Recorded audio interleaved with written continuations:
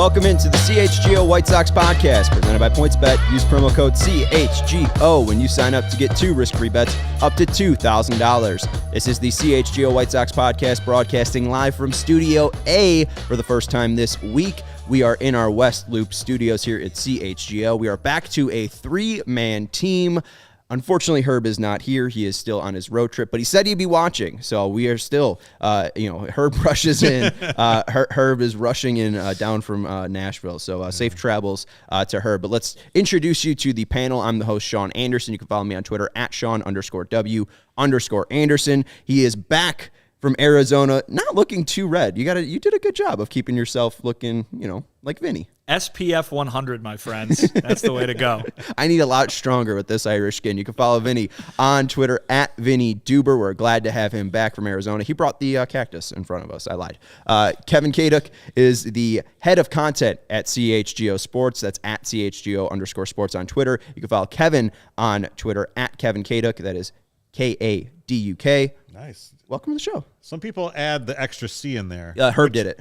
Yeah. Which is understandable because it's K-Duck, but I appreciate you leaving it out. No problem. The first time you said it was on the CHGO Sports one when we broadcasted live, the first time we ever did anything from this studio, and you said your name, and I was like, oh, I've been saying that wrong the entire time. Good to know. That You're not the first. So, hey, thanks for having me. I did the Bear show this morning, so I am pulling double duty. Nice. I would say let's pod too, but this is the wrong show. Yeah, that's the Cubbies over there. Yeah. So excited to have you on nonetheless. And, your first introduction to CHGO White Sox Podcast, and we usually play, a little bit of an icebreaker game. We'll keep it short with you.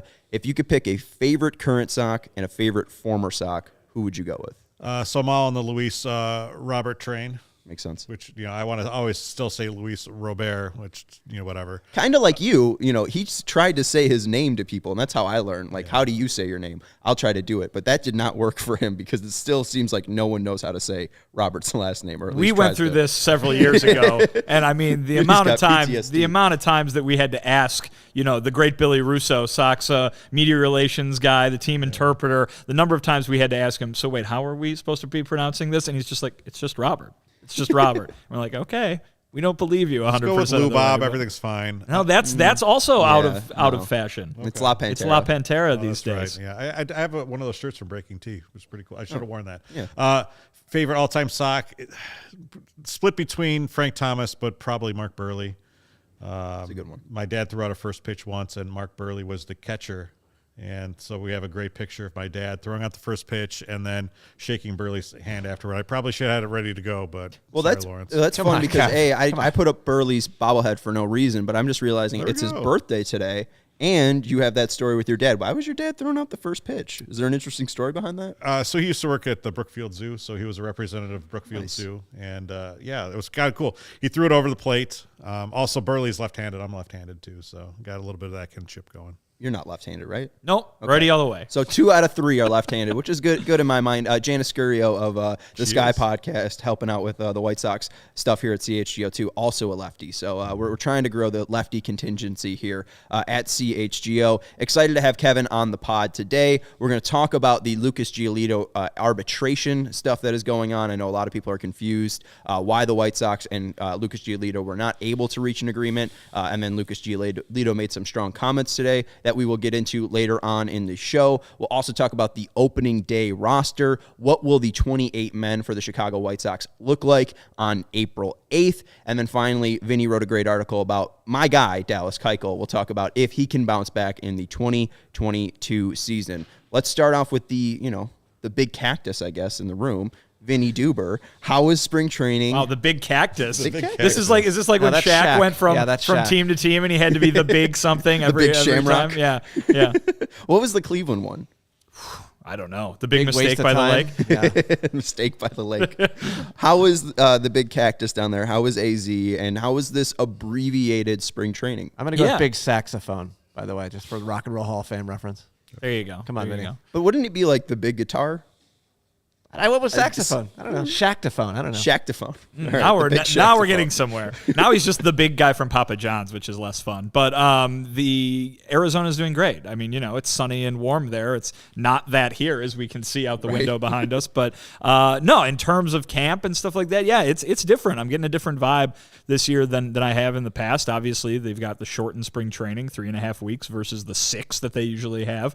And I think we heard some people, I think it was Dallas Keuchel told us the other day, I've always been asking for the shorter spring, so this is right up his alley, I guess. But yeah, I mean, let's put it this way. I've been telling everybody, usually when you get there right around Valentine's Day, guys are showing up, they're showing up, they're getting into things a little slower, it's like, I just woke up from hibernation of baseball, let's go out and stretch for an hour or so, then we'll do some more stuff tomorrow, some drills today, some hitting tomorrow, that kind of stuff, and you're out of there by noon every day. Yeah. Today, this year, not the case. I mean, you go down there and everybody is working on everything from well before we, the media, arrived for open clubhouse to the time they go out there. They're out there for hours, and you could see from the second you got there that this is a short spring training and there is some urgency to try and maximize those 3.5 weeks. Urgency, or is there any anxiety too, or depends on who you ask. I think Team Brass is probably a little bit more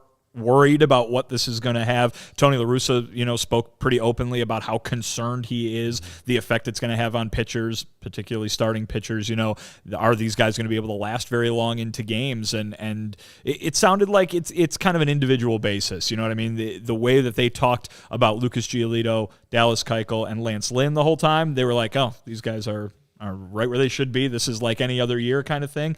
And then there's guys like Dylan Cease, who wasn't able to throw to live hitters during the lockout, who's a little bit behind. He's playing catch up on live BP, where these guys had been doing it for a few weeks already on their own in their respective homes. So, and then there's Michael Kopech, who obviously has all his own things going on that are affecting his readiness in terms of talking just about the White Sox. But yeah, if you talk to Tony La Russa, if you talk to Rick Hahn, they're going to bring up, the shortened spring, maybe we don't know what it's going to do to pitchers. We're worried. We got to have backup plans. And then if you ask a pitcher, they're like, oh yeah, we're fine. We'll be fine. With Cease, though, especially because he won't be the opening day starter, but he'll probably either be the third guy out of the rotation. Do you think that he has enough time to get up to 100%? Like, when you left spring training, was any guy behind schedule from what you knew? Or do you think that they're, even though it's a abbreviated schedule, do you think they're still on time to meet opening day? Yeah, and I think when I say behind schedule, don't think that means like, all of a sudden there's going to be an injured list stint that's necessary to get these guys ready. It's not the case. It's just, what can they do? I think the White Sox are expecting Giolito, Lynn, and Keuchel to be able to throw their regular 7 innings maybe come opening day. They might not do that. They might slow play it a little bit to save some bullets for the months going forward. But a guy like Cease maybe is hopeful that he'll be able to go 5, which is not something you ever will hear a starting pitcher say. They always want to go 9. You know what I mean? So, and then Michael Kopech, obviously, Dallas Keuchel was talking about him the other day and saying, like, we're going to need 3 or 4 bullpen guys to get through every one of his starts for the first few weeks or the first month or so, just because, he's in a different spot with jumping from the bullpen to the rotation than the COVID bout that he had at the beginning of this year that kind of put him a little bit behind schedule too. So it's very much on an individual basis, even though all the executives and managers are going to be asked over and over again what it means in general for pitchers all year long. Well, I have to say I was very impressed at your output from the get-go. You did not skip a beat. You were pumping out content. And so, it wasn't spring training for everyone, Vinny. Hey, I was well rested. You can put it that way. You know what I mean? What do they always say when a guy, was injured so much the year before that he only, made 15 starts. Oh, well, the arm's fresh. He's well rested. Yeah, well, he was hurt. But no, it's because I had 3 months of, sitting around twiddling my thumbs, basically waiting for some actual baseball to happen. It was really crazy, though, because we did the CHGO podcast 2 Thursdays ago, and we were sitting here talking about, hey, is baseball really going to be hurt by this lockout? And then the producers are waving at me, and I'm like, what? Oh, baseball's coming. They've reached an agreement. And like literally like 24 hours later, you're in Arizona, and Ryan was down there with the Cubs. You guys did a great job, but was that like going from 0 to 60 really nuts for you? Or I mean, I don't know if it was nuts. I mean, I think kind of the last 2 months had been preparing for that to happen at the drop of a hat kind of thing, and it's like, get ready to go. So, I mean, the good news is, it's like riding a bike. You get right back down there, and, you're talking about moves that might or might not happen. The White Sox had, 2 or 3 signings there right in the first couple days that I was down there. So what signings they were? Yeah, well, we've talked that to death, haven't we, Sean? Some of them are all right, and we'll talk about other ones on the opening day roster in just a little bit. I do want to talk, though, because one guy it seemed like was kind of building up his leadership. Like, obviously, there's Abreu and Anderson. Those are like the leaders of the White Sox clubhouse. You could even make an argument for Tony La Russa just with his resume alone. But it feels like Liam Hendriks is really feeling a lot more comfortable in his role with the White Sox. Is that showing throughout spring training? Is that showing up in their workouts and in their camp? Yeah, I mean, I'll just drop the one kind of nugget that I heard from pitching coach Ethan Katz, which was that Liam, there were a lot of guys who were obviously down in Arizona, they lived there in the offseason, or they were supposed to be living there since mid-February, so that's what they did kind of thing. During the lockout, there was a lot of guys down there, and Ethan Katz, obviously the White Sox couldn't talk to their players, so he said that Liam Hendriks was acting as kind of like the captain down in Arizona for the White Sox pitchers who were in Arizona. Specifically mentioned Garrett Crochet as a guy that Liam Hendriks worked with a lot, or just was able to provide advice to or updates to, should I be working on this kind of thing? And Liam was the point guy there. So, yeah, I think you're right. And I think he kind of came in with that, being a veteran, being an accomplished guy, and then having the personality that he does. Right. Obviously, I think that kind of comes pretty natural to him. But to hear that kind of a nugget obviously speaks to what you were talking about. Is there a surprise standout from spring training if you're looking back? Is there anyone that, maybe they talked about a little bit more than you were expecting? Because, I know Tony loves everybody in spring training. He loved Jonathan Lucroy, and then Jonathan Lucroy doesn't make the team last year. But was there anyone that was like, maybe getting a little bit more love than maybe you were expecting? Well, I mean, I think I can tell you the answer to that question from what I actually saw. Yoelqui Cespedes, man. Oh. I mean, he seemed, and again, he was down with the mini camp, obviously, so he had been going a while by the time that big league camp started, by the time we were down there. But yeah, Yoelqui Cespedes, a few home runs in the spring games there. But even before that, I think was watching Dallas Keuchel throw live BP at one point, and Yoelqui Cespedes is like stealing third base in like live batting practice on a backfield. The guy seems amped up, but I mean, really, he's kind of ready to show off all those tools. He came in and they build him as a 5-tool guy, and he's ready to show him. He's not a very big guy, a shorter guy, but obviously you compare him to their current center fielder, Luis Robert, who's a tank of a man. But yeah, Yoelqui Cespedes was kind of hitting all the boxes of all the different stuff that you look to see from guys in spring training. So a very positive spring for him. Whether that has any effect on when he makes it up to the majors, who knows? It's just spring training after all. But yeah, to answer your question, that's who I would say. Yeah, we talked about his seasoning. I still think he needs a little bit more. He didn't really show out in AA last year, so even AAA, if he gets that assignment, it might be a little bit too aggressive. So yeah. He has shown out, and we talked to Chris Getz actually during the lockout at some point, and he's I think right maybe when minicamp was about to start, Getz the assistant GM and the farm director there, but he legend. What? Yeah, well, of course, the White Sox great, of course, as well. Fun fact: my first interview of a Major League Baseball player was Chris Getz. He doesn't know that. I've never brought that up to him. But, yeah, in the Royals clubhouse 10 years ago. So, yeah, there you go. But, no, he told us that Yoelqui Cespedes got a taste of AA last year, which would lead you to believe that maybe that's where he's ticketed to go again to start this season. Yeah, it would make sense. Could you recall that? Who the first player you interviewed was? I haven't done it yet, so I still have mine. The first game I actually ever covered was the Cubs versus Braves on September 10th, 2001.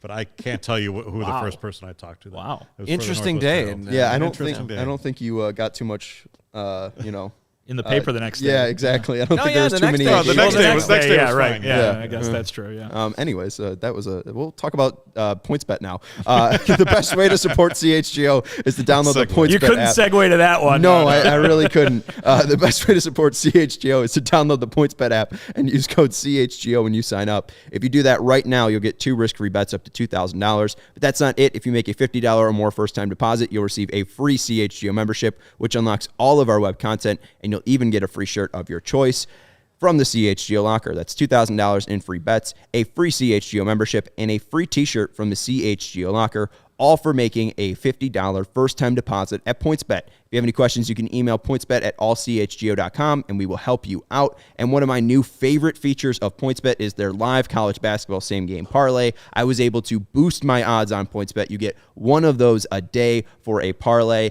and I used it for the Duke-Michigan State game, and I won some money. And if you're watching CHGO Bets Daily, I have since lost that money, but that's not PointsBet's fault. We don't need to talk about that. Yeah, we don't need to talk about that. You could sign up really quick. We do need to talk about this. You could sign up real quick and fast and easy with the PointsBet app. Just download the PointsBet app right now and register your account from start to finish, all from your phone. Plus, during PointsBet Match Madness, all users can earn up to $100 in free bets. During each round of the tournament, just place a $50 pregame wager and get a free $20 live bet to be used for that round. So what are you waiting for? Once the game starts, don't just bet. Live your bet life with PointsBet. Gambling problem? Call 1-800-522-4700. I do also have to do a Strava read, but I forgot it's not in this. So I will delay this read for just a second. We'll jump into the opening day roster real quick, and let's pull up the opening day roster. We're trying to figure out now who the 28 men you will find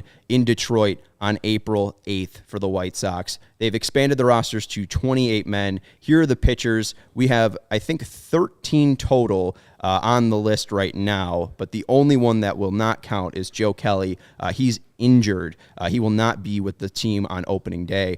So, Vinny, if you want to illuminate just that, they signed Joe Kelly to a deal. What's the current issue that's holding him back from opening day? So if White Sox fans will remember back to 2020, the COVID-shortened season, Aaron Bummer was knocked out for quite some time during that year with a nerve in his arm, and a nerve issue in his arm, I should say.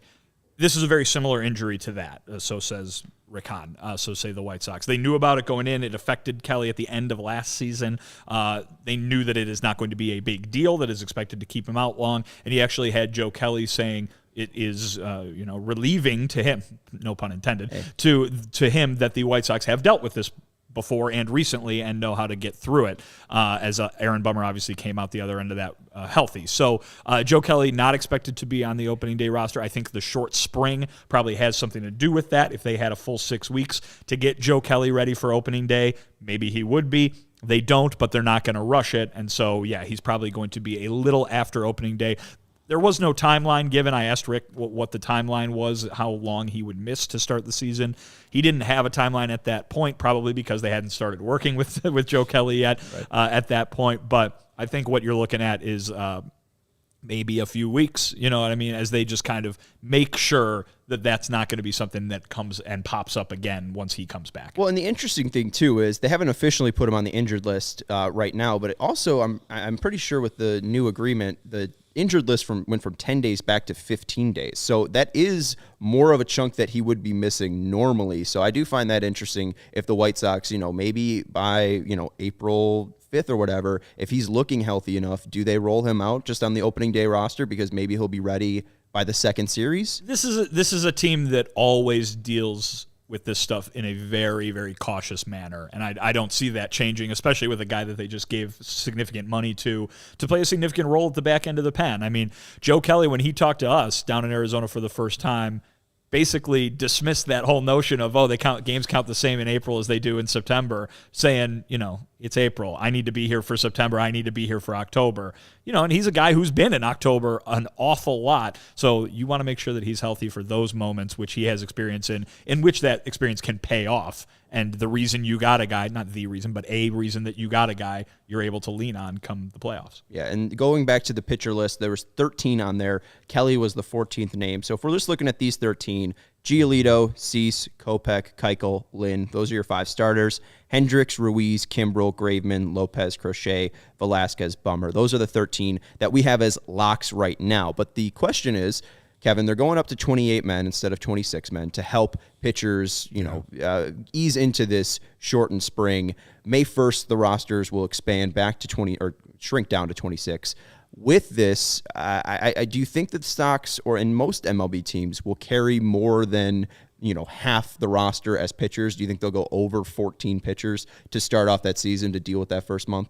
I mean, I think they have to with what Vinny's been really talking about and the starter stretching and obviously with someone like Kopech, you don't know what innings you're going to get out of him. I mean, it's going to be really important for the Sox to really eat up some of these innings. And I guess my question to you, Vinny, is we've been talking about Craig Kimbrell forever, and I know we've run this kind of into the ground, but is it at some point is this going to be a plus? We're not paying his bill, so is this going to be a plus for the White Sox if they can't get rid of him? I mean, yeah, it's very possible that it could be. The guy is a future Hall of Famer, most likely, and you only have to go back to July of last year. We're not even talking a whole calendar year, when he was one of the best closers in baseball. So he's not taking Liam Hendricks' spot because Liam Hendricks is the best closer in baseball. Yeah. But you talk about having a guy like that and giving him a full offseason to get used to not pitching in the ninth inning rather than the day after the trade deadline. I mean, he was the Cubs closer, and within 24 hours, he had to pitch in the eighth inning of a game for the White Sox. And that, I think, is probably where those struggles lie, were the main cause of them, perhaps, is that he didn't just have time to get used to that. It is a mentality thing. They always tell you that the ninth inning is a different animal, and if you're used to pitching in the ninth inning, you're a different kind of cat. You're not used to pitching in any other kind of inning. It makes sense. But you give the guy a full offseason and as full of a spring as you can under these circumstances to get ready for that role, and it could very well be different. What's funny, though, is like Craig Kimbrell looks like he just kind of came out to be a White Sox fan favorite, but he did not actually back that up with his pitching, right? And now you look at Joe Kelly, same sort of thing. Will his arm allow for it? Right. I think with Kimbrell, I don't know if it's the arm. Like, the arm still seems like it has a ton of life. I just wonder about his true stamina. And I honestly think that your point, like, I do think that Kimbrell being on this roster can be a plus because you look at what he's done in his past full seasons. Yeah. I'm not counting 2019 because he signed late with the Cubs. 2020, obviously the abbreviated season. You look at 2018 through the trade deadline with Boston, 2.20 ERA, 64 strikeouts in 45 innings. He only allowed 5 home runs. Like, he wasn't perfect, but 33 saves to 33 blown saves. Like, he was very effective for the Red Sox in that first half of the year. And then in 2021, 23 saves, 2 blown saves, 36 and 2/3 innings with 64 strikeouts and a .49 ERA for the Cubs. So I think it's honestly just, can he last an entire season? That might not be the White Sox problem. They might have a very, very valuable Craig Kimbrell who's worth $16 million that the Braves just showed that Kenley Jansen's worth that amount of money. Like, maybe the price tag could be a lot easier to swallow if he is performing at that Craig Kimbrell level by July. Well, and here's the thing, too. Let's say Craig Kimbrell's doing well mid-July. Let's say everybody else in that bullpen is doing well in mid-July. Mm-hmm. If you're the White Sox and you need another bat or you need another arm in the rotation, how do you get one? You deal from a position of strength. Now, obviously, the trade deadline's a little different. You're usually not seeing deals between contenders. You know what I mean? Someone might not need Craig Kimbrell, to close, and they're going to give you a right fielder for him because they're also trying to win the World Series. But, it's possible that, especially too, as this off-season, quote-unquote, winter turns spring, might turn into summer. And we could see deals past opening day that we're used to seeing in January, just because there was that 3 months where nobody could do anything. So all of these things are possibilities. I think right now it's looking like the most likely scenario, though, is he's going to be a part of the bullpen, and he might be a very good part of the bullpen. And looking back at that just pitcher list in general and the bullpen, 13 players, if we expect it to be over half, we're probably looking to add 2 names to that list. So, Vinny, if you're adding 2 more names to this bullpen and to this pitcher list, what names could White Sox fans see? I would say Ryan Burr is probably the most obvious out of these ones. It seems like he showed a lot of promise last year, and he could be a guy that they could give some time to. Obviously, the good thing about this White Sox bullpen is that back end is really, jam-packed full of guys that you're very confident in. A guy like, when you're talking about Hendricks, Graveman, Kelly, Bummer, even a guy like Crochet could be included in that group. And then Kimbrell, I just listed off 6 guys. And so if you're talking about a guy like Jose Ruiz, fans might not love the idea of Jose Ruiz being a lock for the bullpen. hearing Ryan Burr is a guy that you would rely on in a championship season, but you're talking about the 7th and 8th guys in the bullpen at this point, and those are guys that you need, because guess what? You're not going to win every day, and you need innings eaten up, and even those guys could factor into wins, but it's even more important for them, win or lose, to just be able to help out your starting pitchers and go ahead out there and eat innings in the middle of a game. Yeah, so and Ruiz too was extremely effective for a guy who is a mop-up guy. I mean, he still had an ERA under 4, was striking out a ton of guys, had the 3rd most WAR for the White Sox, and that's partly due to the volume that he had last year. But even Crochet, too. I mean, Crochet was the 2nd most valuable reliever for the White Sox last year. So I think there is an argument that their 6th best reliever, Garrett Crochet, might be, another team's 3rd best reliever at this point. Kevin, we haven't got your thoughts on this. The White Sox spend 27% of their payroll on their bullpen. Yeah. As an outsider, do you find this to be ridiculous? I mean, the way that they've constructed their roster, is it surprising to you? Yeah, I don't know. I mean, obviously, so much is hung up with that $16 million with Craig Kimbrell, right. And what does that stop Rick Hahn from doing right now? We don't know the backstory from that. If that $16 million is not on the books, does that change some other negotiations elsewhere? Can they pay Lucas Giolito the $200,000? Maybe, I don't know. Right? Get to that. Yeah, you have to have positions of strength, and I think that a bullpen is a great way to do that, especially in today's game.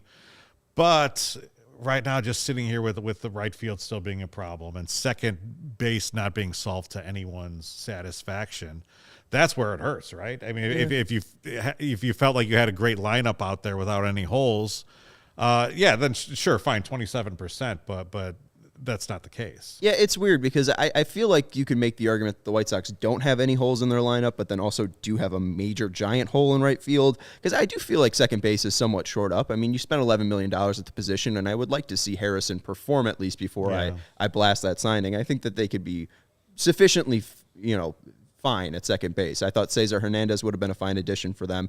Harrison is pretty much in the same vein, so I'm not really against the second base part, but right field, like, you can make the argument that, again, in the aggregate, which we've talked about, like Adam Engel, Gavin Sheets, and Andrew Vaughn could be worth 30 home runs and 100 RBIs altogether playing. But one guy in Michael Conforto, I don't know if he'll give you 30 home runs. I don't know if he'll give you 100 RBIs, but he's probably the second best fielder out of them, and he's probably the most developed hitter out of all of them. So it definitely would shore up the roster. It is interesting. It's a tough position, too, because right now the Sox have a full 40-man roster. So even to add to this team, they're going to need to get rid of somebody. And the clearest name to get rid of would be Kimbrell, just because of the contract that he currently makes and the strengths that the Sox have. Before we wrap up the pitcher talking, move to the hitters. Kyle Crick looked really good in the last spring training game. Struck out Brewers hitter to end the game last night. A 3-2 count, backdoor slider, absolutely disgusting stuff. I think if they do add a 15th guy, I think that he could be the other name if they're going to go over the 14 pitchers on the roster. He's an interesting guy, former top prospect. I think you could watch for him to be on the roster. But even then, you don't have a ton of lefties. The only lefty on that list right there, Dallas Keuchel and Garrett Crochet, which for me is a concern. I don't know about you, Kevin, being and lefty. Aaron Bummer. Oh, and Aaron Bummer. Thank you. So 3, 2 in the bullpen, one starter.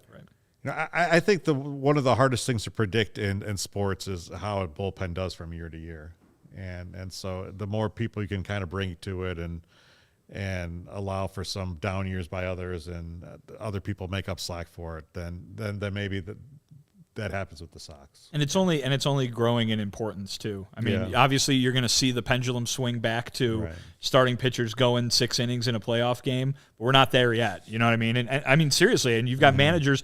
I mean, obviously the White Sox starting rotation had its issues in the playoffs last year, but you have starting pitchers who have perfectly fine days and are being taken out in the 4th and 5th innings of playoff games. So to have a huge volume of guys who have had success in the playoffs pitching in relief, that is a very good thing to have until further notice. Absolutely. And what was a very good thing to have last night was some Strava coffee. I was feeling anxious. I was feeling jittery. And I didn't feel this way after I drank some Strava coffee at night. It was midnight. I wanted a warm drink, and I took my CBD-derived hemp coffee. I put it in the espresso maker my girlfriend has. I don't know how to use it, but I was able to make it work. I was able to enjoy some delicious Strava coffee. If you're feeling anxious or jittery after you drink coffee, if you're having trouble staying focused during the day or trouble falling asleep at night like I do, if aches and pains are holding you back from enjoying your day to your fullest, Strava coffee, fortified with a broad spectrum of hemp-derived CBD,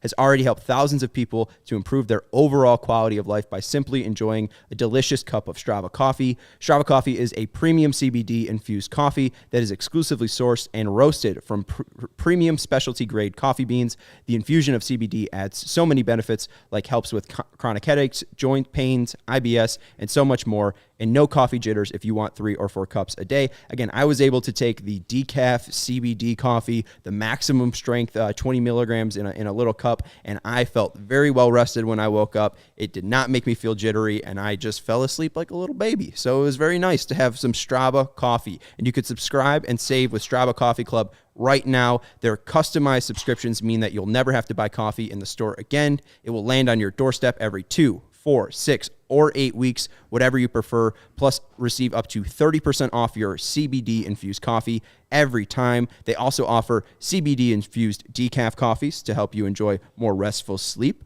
full-spectrum CBD tinctures to get the maximum entourage of benefits, and the best part, Strava roasts fresh and ships straight to your door, and CHGO listeners can save 25% off their purchase when you use code CHGO25. That's 25% off your order at StravaCraftCoffee.com. When you use code CHGO at checkout, again, that is StravaCraftCoffee.com. When you use code CHGO25, you'll save 25% off at checkout. Getting near the end of the read is always difficult. Discount coupon valid on non-subscription purchases, only 1 use per customer. I would definitely check them out if you're having trouble sleeping. It was very relaxing last night. So go check out StravaCraftCoffee.com. All right, I'm going to call a little bit of an audible here, Lawrence. We were talking about the pitchers here. Let's do it. We're going to go into the Lucas Giolito talk because we have everybody saying that Jerry Reinsdorf is a clown. Why is Jerry so cheap? And there was even a comment earlier from Jimbo that Lawrence pulled up, basically giving the same vibe. Jimbo said, in a year when White Sox fans should be as excited as ever, the organization has gone out of its way to upset fans at every turn.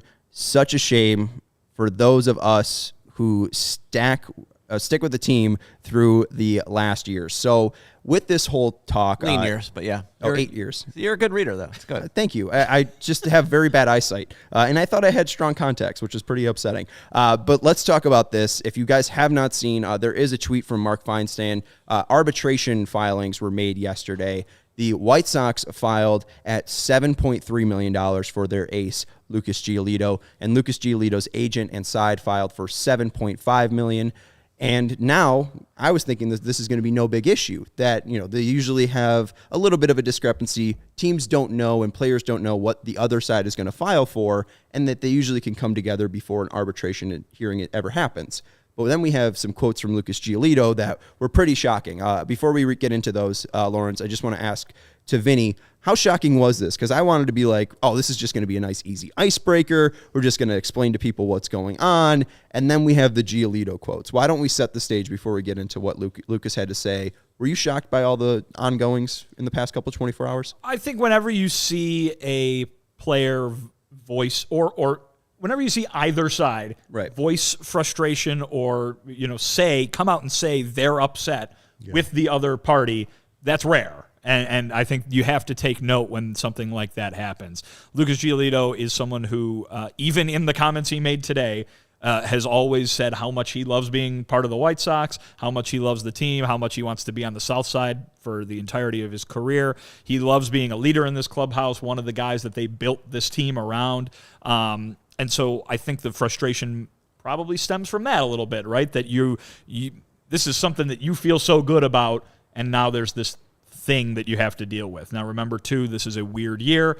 This is a year where the arbitration hearings are going to be happening in the middle of the season. Right. Kevin's looking at the ceiling. it's raining outside, and he's looking at the ceiling like Godzilla's going to burst through the roof or something. But Lawrence is to be fair, Vinny, you weren't here last week, and we do have a leak, not on set. It's okay, so you're fine. All right, good. But, so maybe I should have brought an umbrella or something. But I think that the fact that you see that voiced in general, I don't know if I want to blow it out of proportion by calling it shocking or anything like that, but it's quite rare, and so you have to take note. So it's been a while since I've written about the ins and outs of arbitration. Obviously, those were the numbers they put in, to the process. But at the end of it, the White Sox didn't say, "Hey, our offer is $7.5 million," and Giolito didn't say or the other way around. Right. You think they were that far apart? Well, that close when talks ended, you think? According to Lucas, they were much closer. Lucas told reporters today, including Daryl Van Schouwen from the Sun-Times, that they were only $50,000 apart, which is, that's a relatively nothing number when you're talking about pro athlete salaries. And obviously, we don't like to have an extra $50,000, but when you're talking about a pro athlete salary and the amount of money that these teams pay these guys, $50,000 should be like, all right, just give them the $50,000. Right. And so it's weird. It's weird to hear that. Now, again, we don't know what was going on behind the scenes, and it's quite possible, as you guys just alluded to, that this is like wrapped up tomorrow, that they just come together, in the coming days and figure this out. But yeah, to have him go out there and say, I'm frustrated, I'm upset, that's not what you want to hear. It can never be easy, it seems like. Even when the Sox are on the doorstep of something special or what we think is going to be something special, there's just always this weird soap opera stuff. Yeah, well, is that just for all Chicago teams? Like, even in 2016, did you get that vibe around the Cubs at all? Like, I do wonder, I am a White Sox fan. I am critical of the White Sox because I want every single move for them to be, closer to a World Series title. So, I obviously get upset more than most people. I do think White Sox Twitter is has a slightly more fatalistic bent. Yeah. They think trouble's kind of around at every corner, but something like this is just okay, like $50,000 is, which is the take from one beer stand during from the 4th to 7th inning. Yeah, just the right exactly. Right field Goose Island thing will make that up. Yeah, so it's just kind of really strange. Obviously there are bigger things that are going to happen to this team, and there's bigger obstacles than this, but it's why is this even a story? And I think. Yeah, and I think the main effect here, if you're looking for, the thing to be mad about, White Sox fans, I guess, is that it has nothing to do with this year. He's going to be on the team. Yes.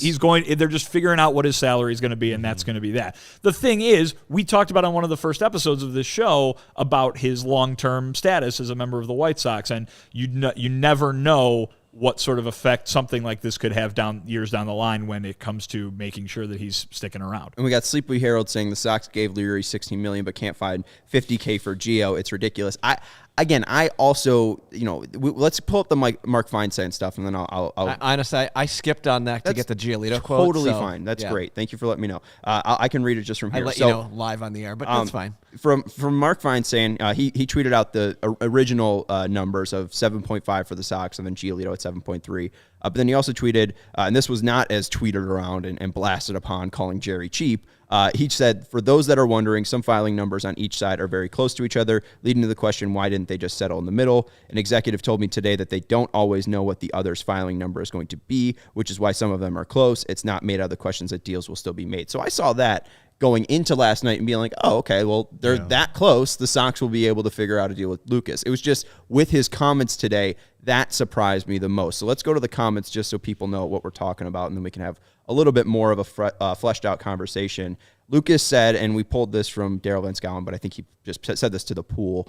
He said, like I've always said about extensions, I absolutely love this team. For me, the more I play, the more I understand my value as a player, and I just want fair. It's always fair for me. That's where I'm at. Honestly, I love this team. You guys know how I feel about this team, and for it to come down to a $50K difference prior to the filing, it's like, come on, it's an upsetting part of the process. It's why a lot of us don't enjoy the business side of the process. So a frustrated Lucas Giolito, and even the $50K number, I don't know where that's coming from. So it is just a little confusing all in general, because if it is a $50K difference, I don't even know why the White Sox would let this drag out. So that's why I'm just, For the Sox, too, with arbitration, just to give this, the White Sox, since I was a fan, in 2000, they've had 2 arbitration hearings. Keith Folk and then Yolmer Sanchez in 2018. Those are the only times that they've ever actually gone to a case. So it would be pretty shocking for Lucas Giolito and the White Sox to go to an arbitration case,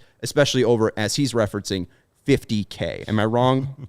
No, and I think the team's history is probably the biggest piece of evidence towards that is that they're going to figure this out kind of thing, because they would prefer to figure it out than to have somebody else figure it out for them. Lucas Giolito, too, you got to remember, Lucas Giolito is very interested in the business side of baseball. Right. He is he is the player rep for this team. He was probably just privy to all of the arguments that had to do with the arbitration process. You'll remember if you were paying close enough attention, and all the bad feelings between the owners in aggregate versus the players in aggregate. Now, you hardly ever hear a player talk disparagingly about his own owner. Mostly it's usually just the big group versus another big group. But this is someone who might be more inclined to talk about this stuff and the intricacies thereof. Let's pretend that Giolito wasn't interested in this kind of thing. You might see those numbers today, and he might just go, "Oh, well, my agent's taking care of it. We'll see how it ends up happening." But maybe he's revealing a little bit more of the behind-the-scenes stuff than a player normally would. Well, to me, it certainly sets a stage for what should be concerning for Sox fans, because if Giolito says, "Look, I know my value as a player," well, the White Sox are a team that has historically said, "Look, we're going to go out and try to get team value contracts." Right. And when we're talking about a long-term deal, and Giolito says, "I'm worth, this, and this," and the Sox, "Well, we're not interested in that.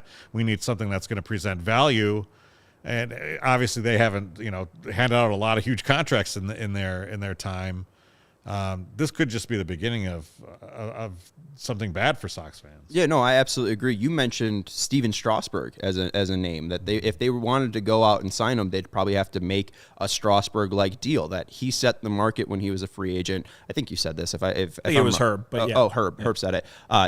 They ended up going and signing Steven Strasburg for a $245 million deal. That doesn't seem like the White Sox bag to go out and spend $200 plus on a pitcher, let alone any player. So I do think Kevin has, the right, or at least is right, to bring up that this should concern White Sox fans, because if you want Lucas Giolito to be a White Sox for life, what he's saying, he is going to play hardball to get the most money possible, and good for him. Herb always brings up the mention of when Mike Rizzo signed him originally and drafted him, that he waited till the literal last minute to sign with the Nationals to get the most money possible. So I am concerned as a White Sox fan that this little spat, if you're fighting over $50,000, what's going to happen when it's 4 years, $80 million? Right. And I think just the idea that there could be any sort of, dent to what, to this point, we have seen as a very rosy relationship between Lucas Giolito and the White Sox. Obviously, that can't be seen as anything but a negative. We'll see how big of a deal this ends up being. It's possible this is just blowing off some steam of not being able to get done what you wanted to get done when you wanted to get it done. You know what I mean? And maybe, like I said, who knows? In a matter of days or weeks, this could be resolved. But but it all remains to be seen.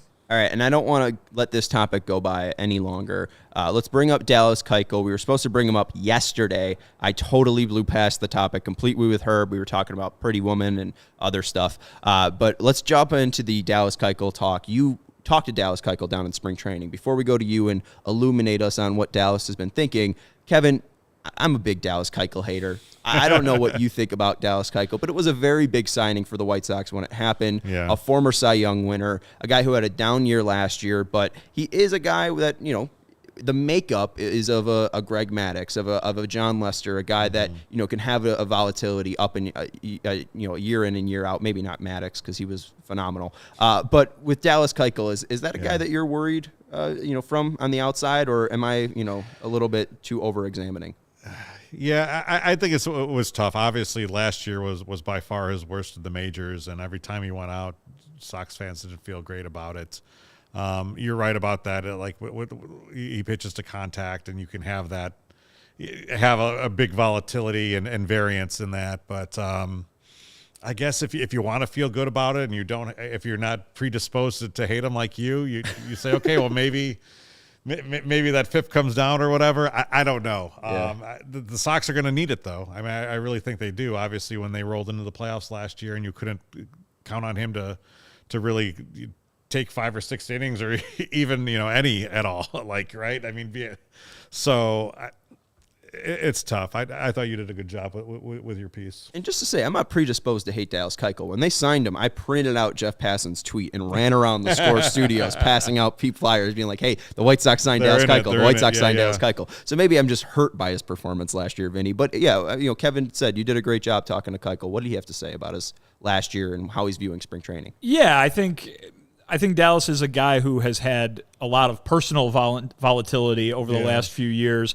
You'll remember back to 2019 when he didn't sign until June because he had the draft pick attached to him. Mm-hmm. Then 2020, pandemic hits, and obviously his numbers were good in 2020, but from a getting ready for the season standpoint, it was anything but normal for him and every other pitcher in baseball. Right. And then last year, he was dealing with some physical stuff. I think what we found out at spring training was that just a few days ago when we talked to him was he didn't really feel right at all last year. And, he kind of gutted through it in the first half and was able to make it work a little bit. And then in the second half, it was like you said, every time he went out, he was getting shelled. And he knows. You know what I mean? He knows that things didn't go very well. He's very excited that this year he feels back to normal and that he has had, even though all we're talking about is how abnormal this offseason was, for him individually, from a physical standpoint and a getting ready for the season standpoint, this is the first normal year he's had in a long time. Did he illuminate on what the physical issues were at all, or is it just generic, upper body, lower body? Well, so last year we heard that his back was bothering him. Okay. I think it probably was bothering him more than he let on in those conversations last year, and so he specifically brought that up this year, but he said that it had its effect basically everywhere else, specifically throughout his legs and everything like that. So, again, I don't think I or he or anyone is ready to say, oh, well, just throw last year completely out because he was hurt, but that's something that you do have to remember. And if he is feeling more like he felt in years past when he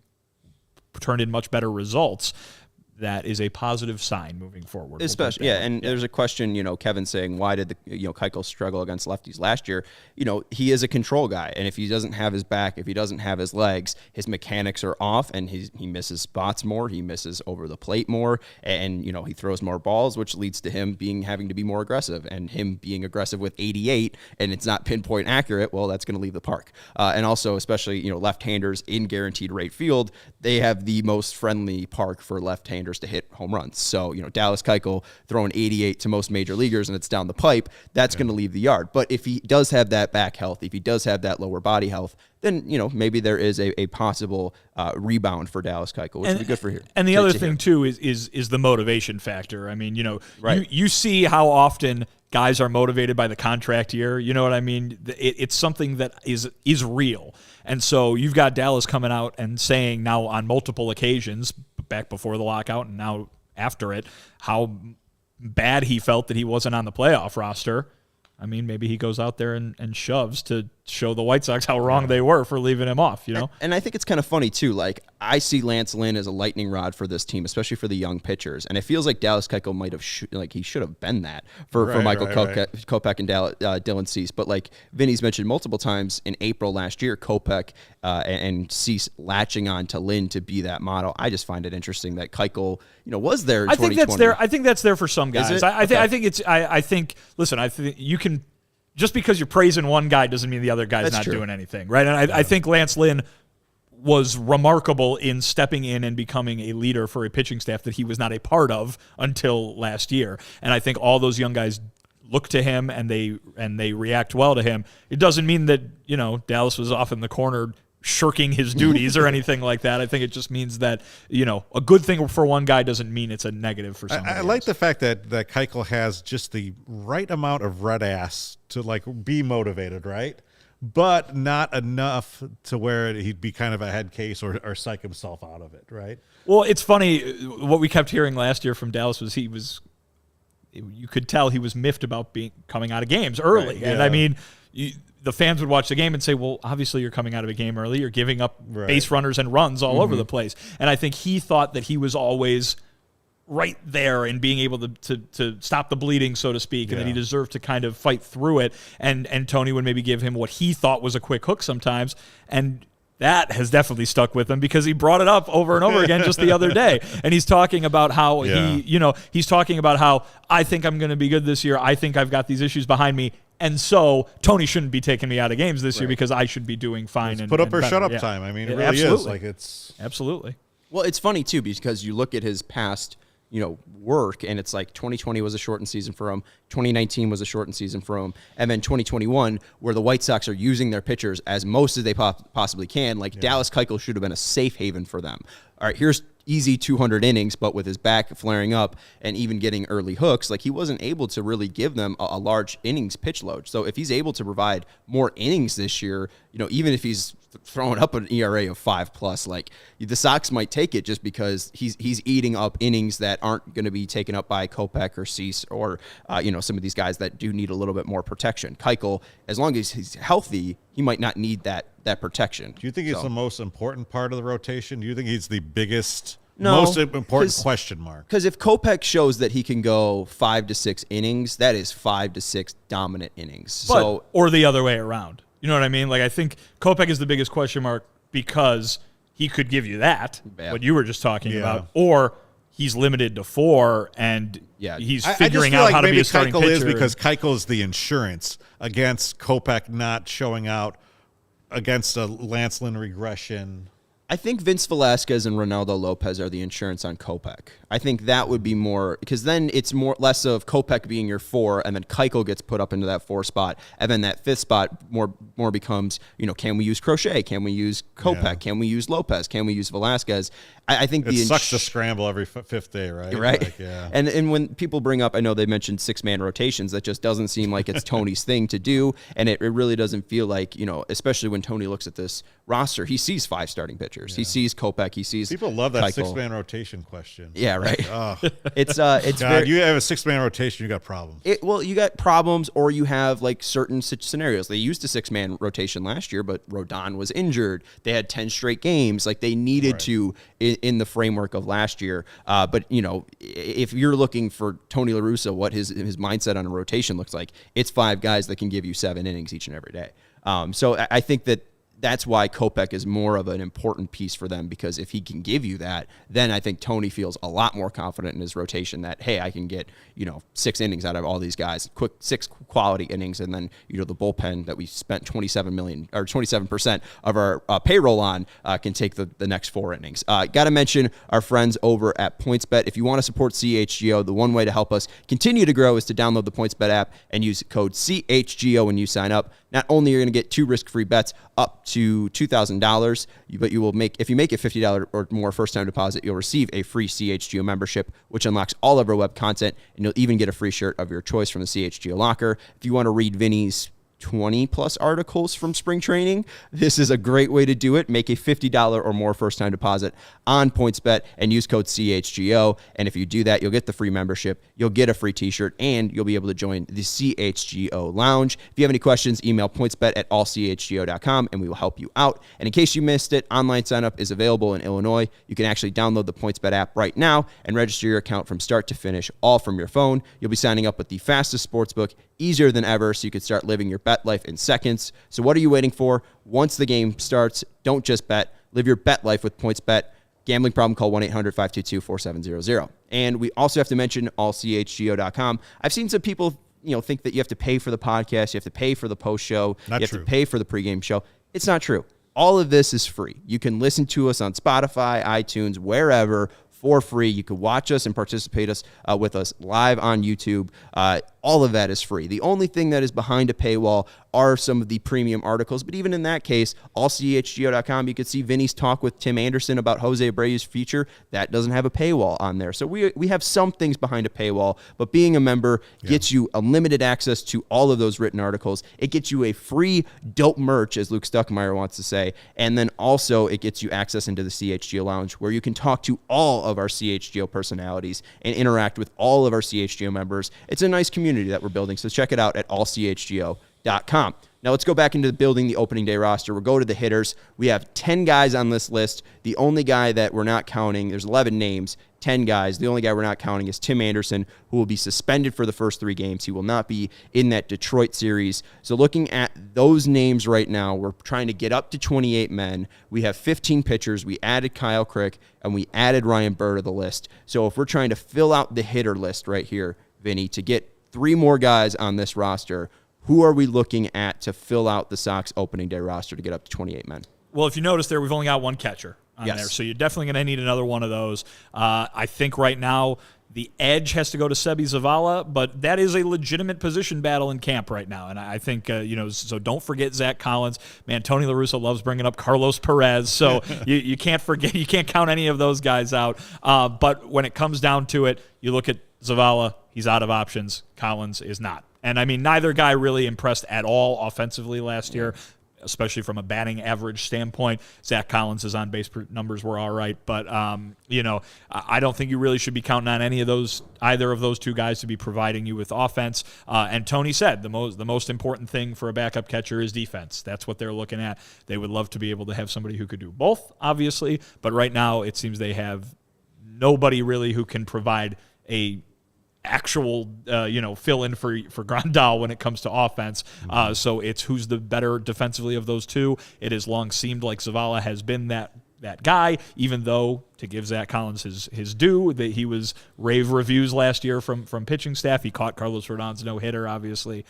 So that's who I would say is probably going to be the backup catcher. I don't think they'd go with 3 for the expanded rosters. It doesn't seem like a position where they would effectively waste 2 roster spots on guys who can't give you much offensively. So when it comes to backup catcher, that's where I'd look. Yeah, and we look at that roster list again. One interesting name that's been showing out in spring training is Mike Rodolfo. But then you look at the list: Luis Roberts an outfielder, Eloy Jimenez is an outfielder, Gavin Sheets is an outfielder, Andrew Vaughn's an outfielder, Adam Engel's an outfielder, Leury Garcia Moonlights is an outfielder. They've mentioned Josh Harrison can play left field, so they have a lot of outfielders. But Mike Rodolfo, out of options.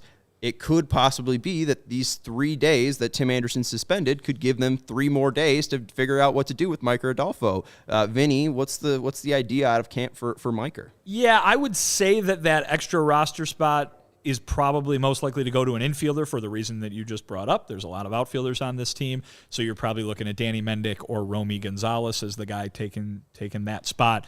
But yeah, Mike Rodolfo's hitting really well. He's out of options.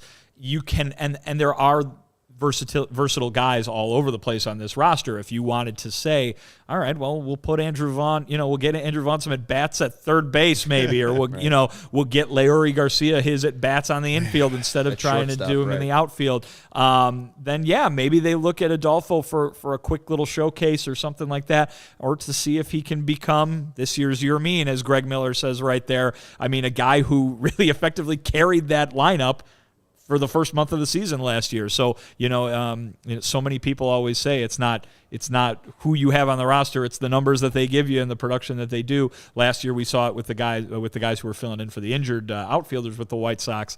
Maybe Mike Rodolfo is that guy this year. It seems unlikely that he would stick around for a long term just because of a roster squeeze.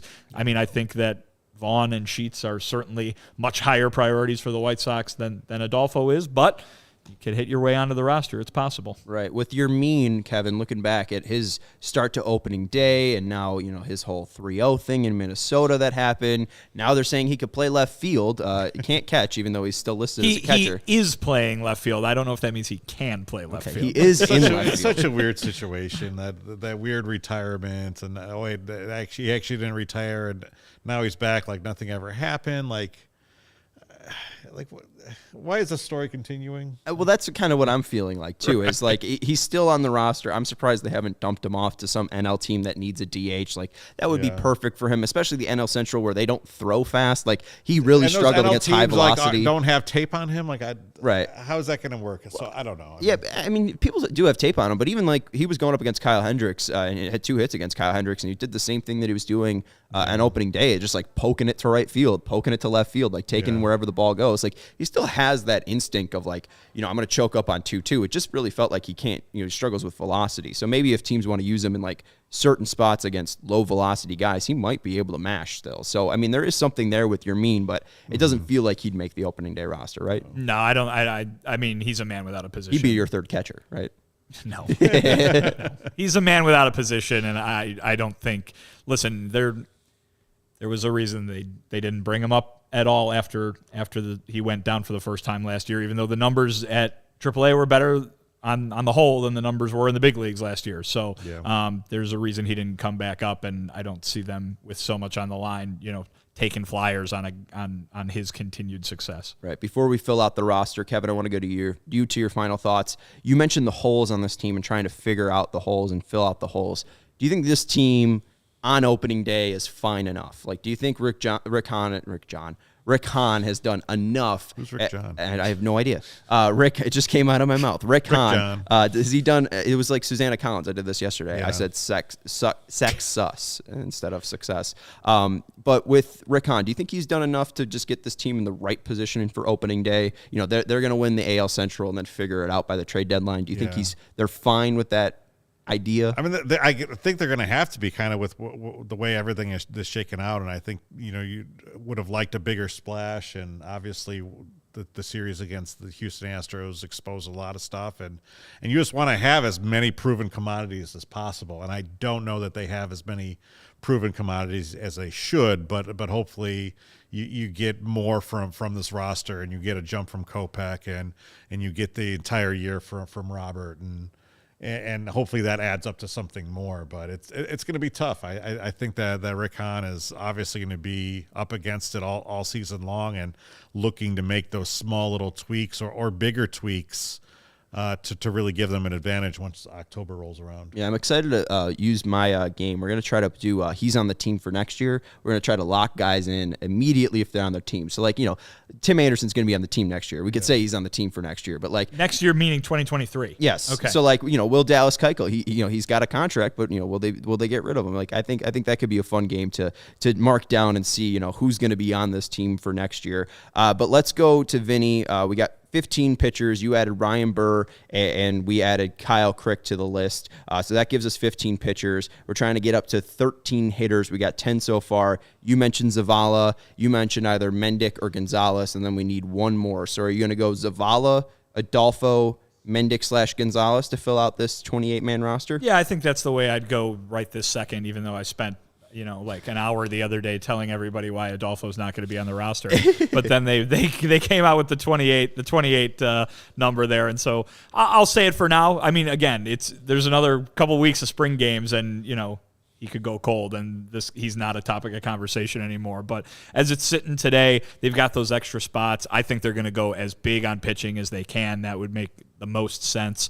But yeah, I mean, I'm not super enamored with the Danny Mendick, Romy Gonzalez combo, so I think I'd rather give that spot to Adolfo at the moment. Obviously, one of those two guys is going to be on the roster on opening day for because Tim Anderson will be suspended. But once that short suspension is over, I think I'd rather stick with the guy who's going to hit better than the guy that can just necessarily play that position, because you have Larry Garcia, who doesn't have to be your everyday second baseman now. Absolutely. And too, like one name we didn't bring up, Jake Berger. So, I mean, there is even another name that we haven't thrown out. Like, maybe it's not Gonzalez, maybe it's not Mendick, maybe they like Berger's bat. But, the very interesting kind of battle there to watch. Will it be Zavala? Will it be Collins? Will it be Mendick? Will it be Gonzalez? Will it be Berger?